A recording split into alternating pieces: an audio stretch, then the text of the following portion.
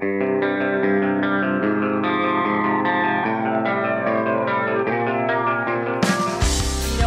Lovehammers. Hello. Marty, Dino. Yup. Thanks for talking to me. Thanks for having us. Coming up in really soon, you're playing with Slash. How does that happen? It's an unbelievable opportunity. We actually hung out with them. How does that happen? Hung out with them a few years ago. We were just at we were in Vegas at VH1 Rock Honors, and he played with Tommy Lee. Who were they? It was like a Kiss tribute. Yeah, they were doing a Kiss tribute.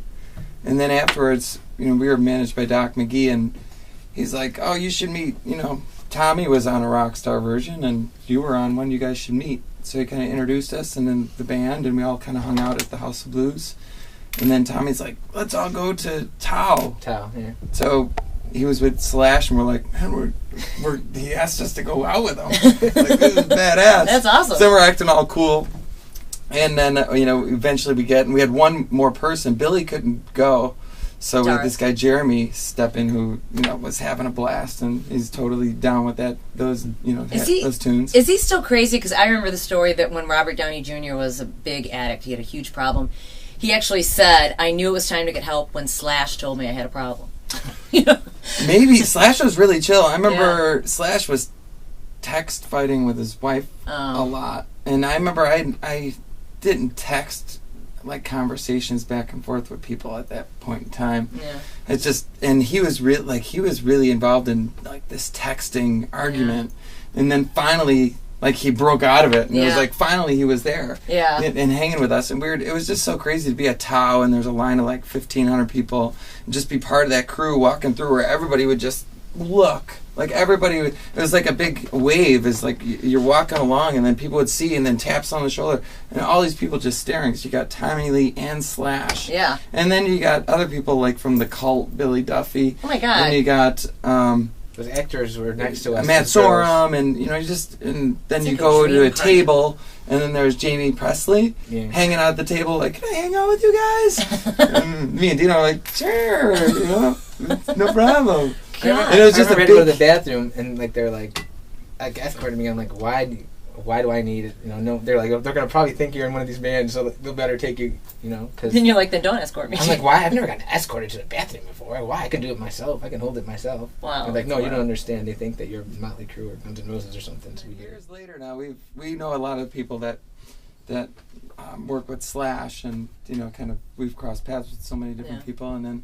So when it came around, we just kind of found ourselves getting that opportunity to open for him. That's sweet. And Miles Kennedy, too. Mm-hmm. Now, where's this show at? It's at the Riv. What day? It's the 28th, Friday night. And it's cool, too, is we played everywhere in Chicago. Yeah. And we've done everything from First Midwest Bank Amphitheater to Double Door, Metro. I mean, and everything in between. Yeah. And that's one place we've never played. Is the Riv. So cool. It's kind of a nice thing to check out. And that's September 28th. Yeah. And I was just going to say, I saw you guys at the House of Blues in the spring, and then at the Beat Kitchen in the summer. You can't get more yin and yang than that. Yeah, that was on purpose. We haven't played a small little club show like that in forever. We're like right on top of everybody. Yeah. So we wanted people. This whole summer was kind of dedicated to finishing our new album and kind of doing what everyone has been asking us to do. Like we put a bunch of feelers saying, "What do you guys want us to do?" And one of the things was play smaller clubs. Another one was play a hometown show, which we did. The most important one is finish the album, which we did. Is it finished?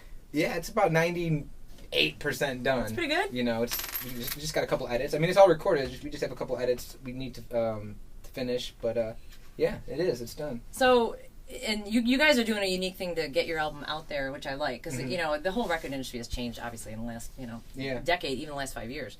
So what are you doing? Because I've heard of Kickstart, but this isn't Kickstart. This is a different. No, and they'll get mad at you if you if you say that they're similar. No, they're not actually. That's why I'm asking. Pledge music is basically it's just music, and different bands are using it different ways. We're using it. I think they're trying to kind of gear it towards like a fan club. Turn it into a band's fan club where they can share things with the band.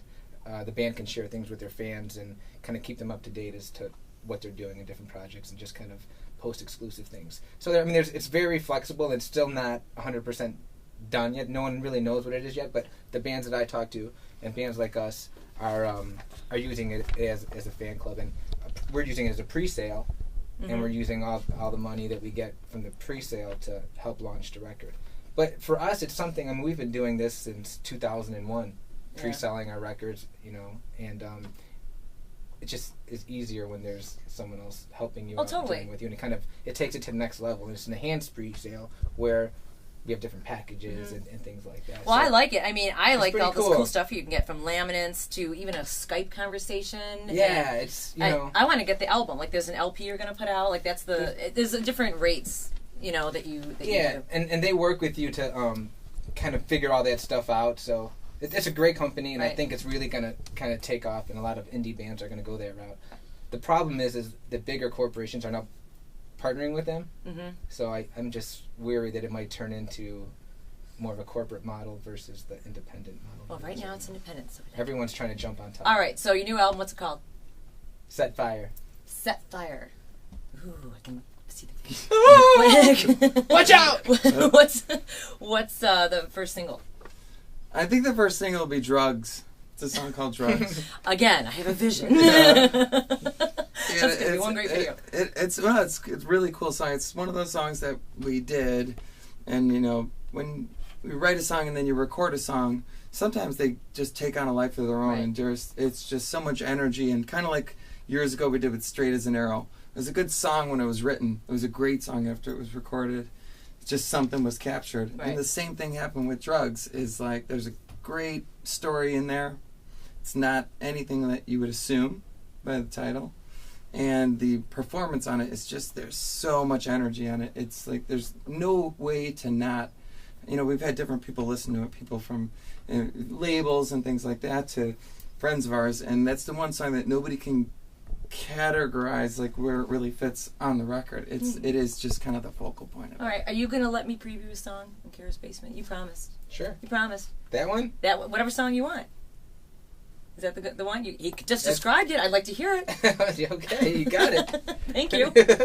Hold on, let me cue it up. Yeah.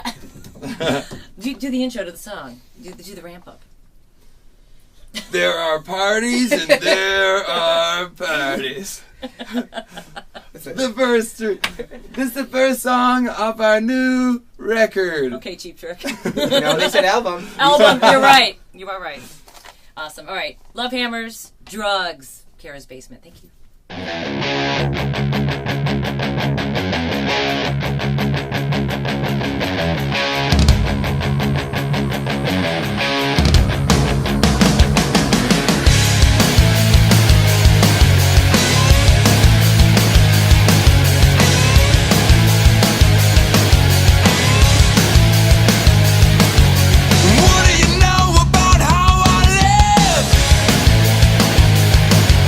So much pain I can't